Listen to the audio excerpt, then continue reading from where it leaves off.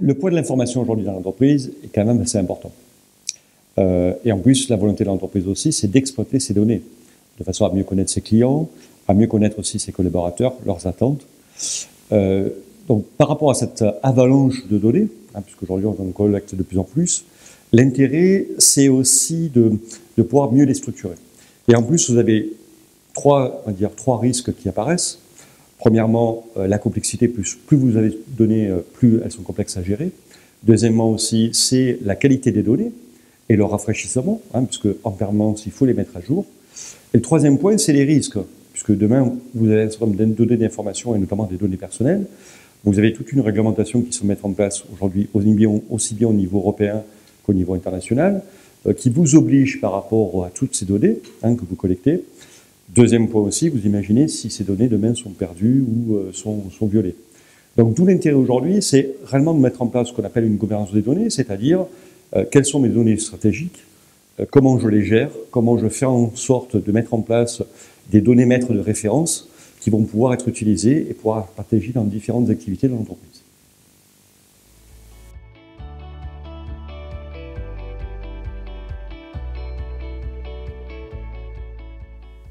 Comment mettre en œuvre cette gouvernance des données? On a deux façons de l'aborder. Donc, première façon, on peut partir de façon très générale au niveau de l'entreprise en disant quelles sont mes données stratégiques.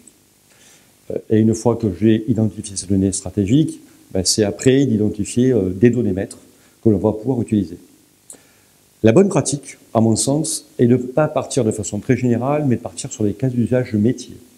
C'est-à-dire d'identifier aujourd'hui quels sont les besoins des différents métiers donc de mes activités, de façon à ce que en partant de ces cas d'usage, on va pouvoir identifier, pour ce cas d'usage-là, quelles sont mes données stratégiques, quelles sont mes données de référence, comment je protège ces données de référence, et comment je mets en place aussi un processus qui va permettre de faire vivre ces données de référence, les utiliser, les protéger. Donc vous voyez, l'intérêt aussi de mettre en place cette démarche, c'est de pouvoir aussi rationaliser l'utilisation de données. C'est d'autre part aussi de pouvoir, à partir d'un cas d'usage, déterminer une méthode que l'on va après, par la suite, déployer sur l'ensemble des activités de l'entreprise.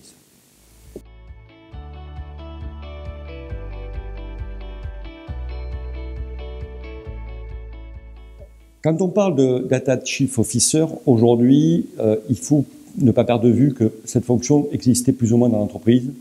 Elle était plus ou moins assurée par le directeur des services informatiques, mais qui se préoccupait plus de l'aspect infrastructure informatique que même du contenu. Et on pense aujourd'hui qu'en voulant distinguer les deux rôles, c'est-à-dire celui qui va gérer les infrastructures du système d'information, c'est-à-dire le directeur informatique, et de séparer le contenu, c'est-à-dire le Data Chief Officer, on va pouvoir gérer la problématique donc, de la gouvernance des données.